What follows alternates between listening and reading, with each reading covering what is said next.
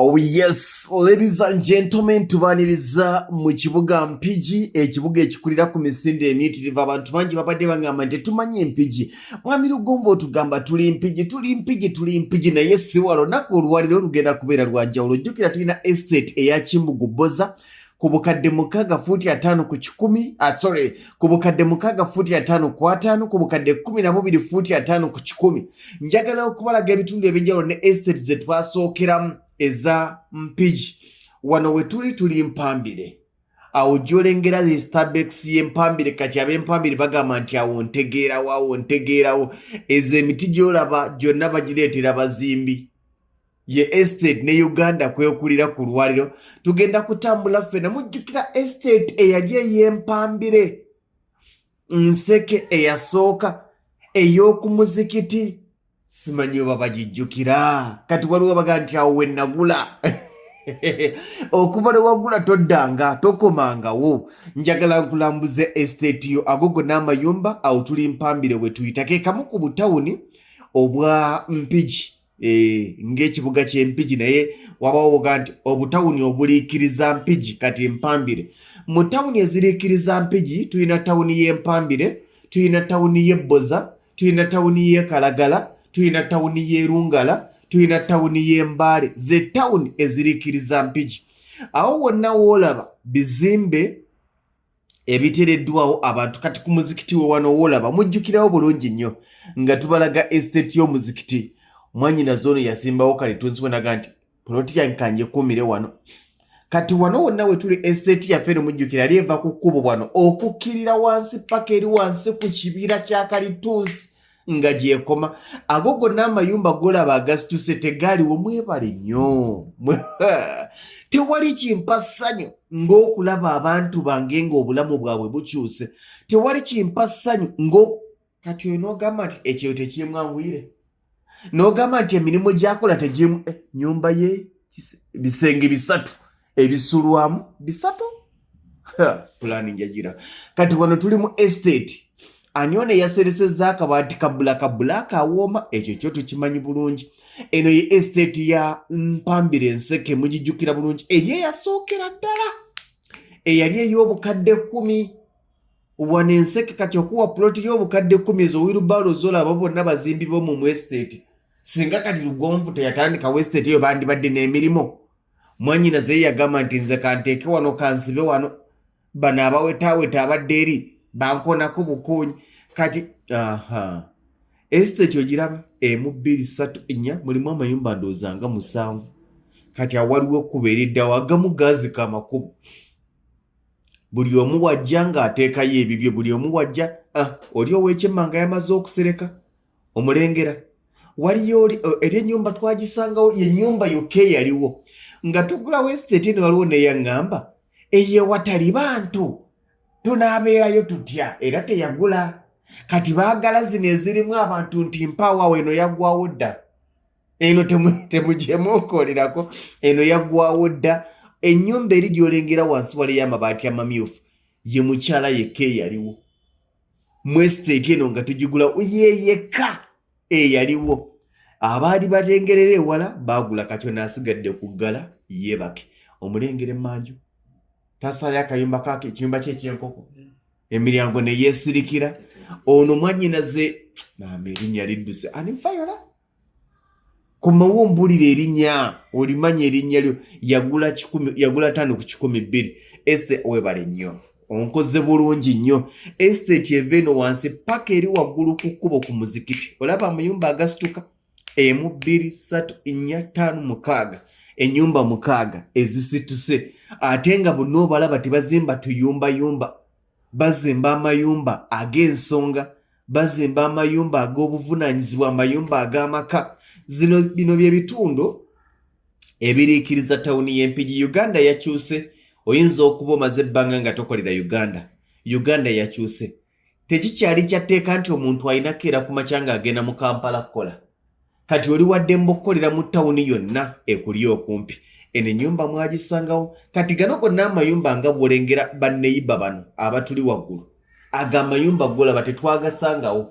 Bataddewo mateeke. Tugenda okuteekawo estate eyo nga tegaliiwo. kati bonna abagula abalina estate mu katundu ako estate yaffe kwe batundira nti obalaba bazimbye naye ffe wetwatukire nga tewali bantu naye mbagamba omwangu gula ewantu wano akaseera kagenda kutuuka nga tewakyagulika. Kati kano ke katawuni k'Enseke. Estate yaffe yabadde ey'Enseke eyabadde ey'obukadde 8 bannyinaffe yaweddewo, eyo tekyaliwo era babadde bagisaba. Twabadde tukwata kkuba eryo olijjukira eri maaso wali kati awo nvuddewo, awo nkoze ki, awo nvuddewo. Tubalaze estate ya Nseke, mwebale kola. Njagala mu kaseera kano tutambule ffenna ekibuga Mpigi kyo kifaanana kitya. Mpigi waffe yoyo mu budde obw'ekawungeezi, oyo ye Mpigi. Banka mweziri, zi forex bureau mweziri, zi hoteli mweziri. Kati awo tubeera tuli ku roundabout ey'Empigi. Tawuni y'Empigi yeyo mpola mpola.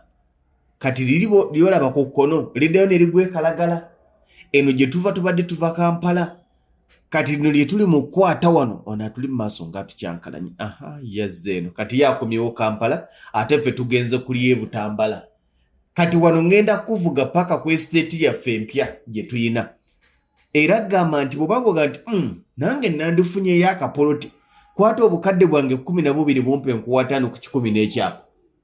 Kwata obukadde 6 bumpe nkuwa 5 ku 5. Kati wano wolaba oli bwagamba nti ku kitebe kya district wano wategeeza wali side waliwo kitebe kya Bwakabaka ekyesaza ekyekitundu. Kati kino kye kitebe kya district ey'Empigi. Webale nnyo mbadde nkusiikiriza. Kino kye kitebe kya district ey'Empigi. Budde bwa kawungeezi ndowooza bannyuse dda. Kati tweyongerayo okuva wano ku kitebe kya district wano wolaba okutuuka ettaka weriri wali eky'Embugubboza waliwo kilomita 1.5. Okuva ku Collins tugende ffenna nkulaga okuva ku Collins okutuuka ku ttaka wennyini wano wonna we tuyita. Kati lino ekkubo lye tuliko tugenda kulaba n'akatawuni k'Ebboza. Bwe butawuni obuliikiriza Mpigi tawuni. Wano tuyingira tawuni y'Ebboza butereevu. Tutambule ffenna gwe kennyini. Nkugamba ettaka lino we liri okuva mu Mpigi tawuni okutuuka ku estate empya ey'Ekyembugubboza nkuwa eddakiika 7 obeera ku ttaka lye.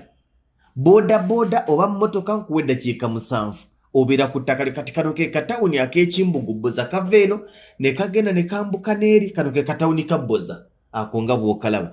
Kati ffe tuyitamu Kayite keeko abazimba zeekali oziraba omuzikiti mweguli. Kati wano abazze batambulira ku estate z'Ebboza ne bayite wa defense mujjukira bulungi wano. Kati twambuka okuva wano we tuli mu kaseera kano okutuuka ku estate wennyini. Okinkoledde bulungi okutuuka ku estate waggulu wano webale nnyo bali ddala yeejolaba. Kati okuva ku Collins wano we tuli okwambuka waliwo kilomita ewera tugibaleemu kale ffe tubale kilomita 1. Waliwo kilomita 1 ekitundu nga bw'okiraba. Amayumba gakyali matono, abazimba bazimba go gakyali matonotono amayumba, naye nga eri Enseke gye twatandikidde ate yo tewaaliyo wadde nkulaza akayumba akaaliwo. Wano nno olabako n'amayumba ngaaliwo n'essomero. Wano nno kumpi ne Collins eri Enseke tewaali wadde. Kakati eno ye estate yaffe eya Kyembugubboza okuva ku Collins kilomita 1, okuva mu tawuni y'Empigi kilomita 3. Bw'oba ng'ogamba nti nandyagadde okufunayo akataka, kwata obukadde bwange 6 nkuwa 5 ku 5. Kwata obukadde 6 nkuwa 5 ku 5. Kwata obukadde 12 nkuwa 5 ku 10. 5 ku 10 ya kyapa. Obukadde 6 5 ku 5 yo tefuna kyapa. N'olwekyo gamba nti onaagamba Mpigi tomutegedde mu kulambuza. Abantu babadde bagamba nti Mpigi yatya. Okuva e Kampala okutuuka Empigi taxi ya 15,000. Okuva e Kampala okutuuka Empigi nga tosanze jam otambulirawo eddakiika 4 mu taxi oba mu mbeera yonna. Okuva e Kampala okutuuka Empigi singa tusanga jam otambulirawo eddakiika 4 taxi ya 15,000. Waliwo yali abuuza Essebo Mpigi ne Ntebe we wasinga ewala. Kakati kitawanya abantu. Omuntu agamba nti Mpigi nga wala n'omubuuza Mpigi n'Entebe weewala nti Ntebe kumpi. Nja kusaba ogende mu Google yo oteekemu distance from Kampala to Entebe and distance from Kampala to Mpigi. bajja kikulaga nti Mpigi kumpi okusinga Entebbe. Mpigi kilomita 3, Entebbe kilomita 4. Kaakati awo ojja kugenda ebiseera ebisinga luli twakayananga na Mbooko na Siba n'oyite yasomako naye ng'oluusi bye teyabisoma n'akulimba. Kati genda ku Google oteekemu distance from Kampala to Entebbe ne distance from Kampala to Mpigi. Distance gye banaakulaga nti Mpigi wala okusinga Entebbe, mpozi nga essimu yo inankyamu. Essimu abaagala poloti za wano 5 ku 5 bukadde 65 ku 10 bukadde 12 ye essimu gy'olaba ku screen eya 0753 985639 0753 98 56 39 0753 98 56 39. Era ng'onaagamba nti Lugonvu tozimbye eggwanga. Enseke mulabyeyo kye tukozeeyo. Amayumba mugalabye. Kati ate njana bbala ag'amayumba aga estate zaffe eza Mpigi wano Kimbugu Boza. Estate ze tuzze tutandikawo n'abantu abazimbyemu amayumba ag'enjawulo. Ojja kukkiriza nti Mpigi gwe wali omanyi si y'ono. Kaakati awo nkikunnyonnyodde. Okuva mu Mpigi town okutuukawo waliwo kilomita 3. Okuva ku Kolansi okutuuka ettaka lino we liri kilomita 1. Nga byakubye bulungi nga byaganye olunaku terwatambudde okuva Mpigi otambuzayo ebigere n'ojja ewaka ne weebaka singa oba ng'okolera Mpigi. Bw'oba ng'ojjidde mu takisi ekuteeka ku kkubo teweetaaga boodabooda otambuza bigere paka ku ttaka lyo. Ki kyesoogedde okuggyako nga nnaaba wattima. Mubeere bulungi.